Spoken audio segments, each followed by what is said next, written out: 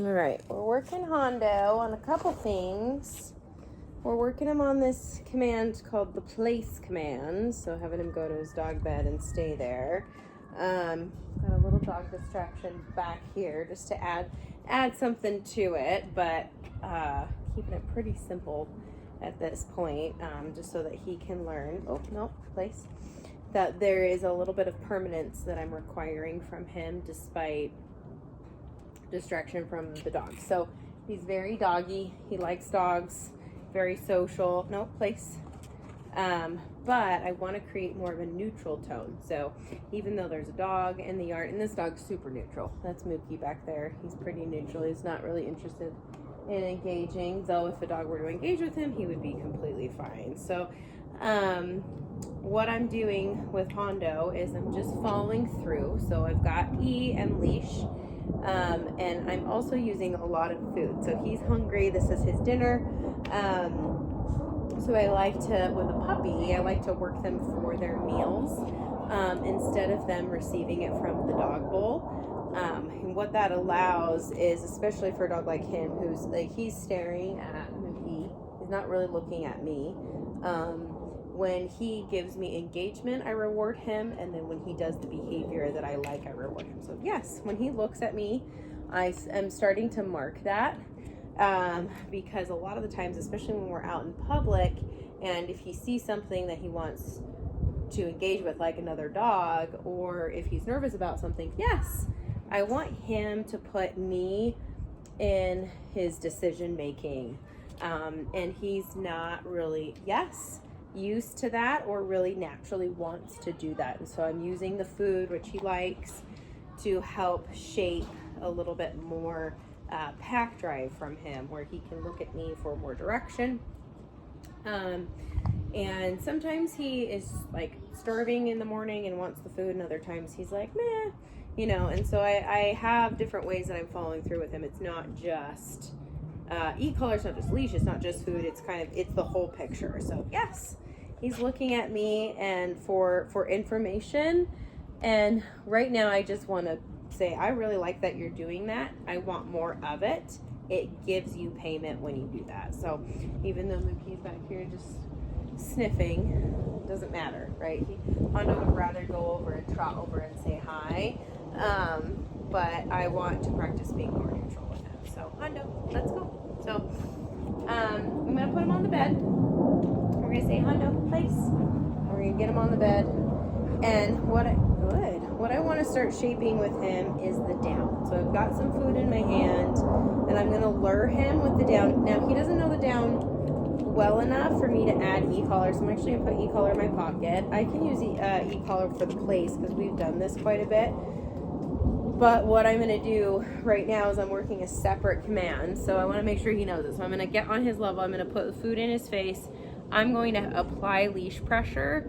And then we've done this a couple times, when he puts his elbows on the bed, the leash pressure goes away and the food is given. So not only am I releasing that pressure, and that gives information, that feels good, but the food comes in to really mark that I liked this down. Good job, buddy. And then because I insist on permanence with my dog training, I don't ever want him to be confused when he's allowed to get out of this position. Right now I'm not having him hold it for very long, just giving him a couple treats here and there as he continues this. But I want him to understand, okay, free. So when I let him out of this, I say free, and I'm guiding him with the food. So he's making that connection. Over time, we practice this enough times. I don't need to be on his level. I can just say down and he's going to do it. But in the learning stage, good place, bud. This is where we're at with him a couple days in. Good. Yes. He looks at me. Food comes. Let's fight Mookie back here. Mookie probably just wants the food. Yes. Mookie hasn't had dinner yet, so good.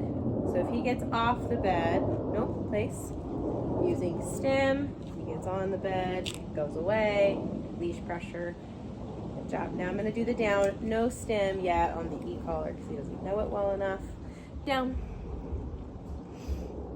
But pressure I'm applying, and then how I would layer in the e-collar is that pressure I would start tapping with the e-collar, and he would feel that sensation. I just want to make sure he's solid on this first before adding anything like the e-collar. Good down, dude. You did good. Free. Good job. Good boy. So that's where we're at as far as teaching him how to stay on a bed, and then the down. Most of the time, place is a really easy thing to train because it's very simple. I go onto this platform and food comes and there's no pressure. So no pressure from the leash, no pressure from the e-collar. That feels really good. And I like these raised beds for dogs like him. These are just bed cots because all of my German Shepherds and some of my larger breeds get hot, and he runs hot. I mean, it could be 30 degrees and he's panting. So I like these raised cots for them so that they can feel a little bit cooler. This one's a bit small. This one's just the one I had out in the yard. I've got a bigger one in the house. But where this could start, we can start applying this is like when people come over, when the kids are being crazy, when we're feeding the kids or making food for ourselves. Or if you're on calls for work, this could be something where he learns to settle. I've done a lot of like tethering in the house. So I'll put a bed and then tether him to my pantry with a leash. No place. Sorry, here I'm stimming. Good, and it goes away. It's just because Mookie's right there. No place. Good. I don't want him getting off the bed to go say hi to the dog. He's got to stay on. There's a time to play and a time to work, and now we're working, so it's good for him. Good for the brain. Down. So we'll try a little down here.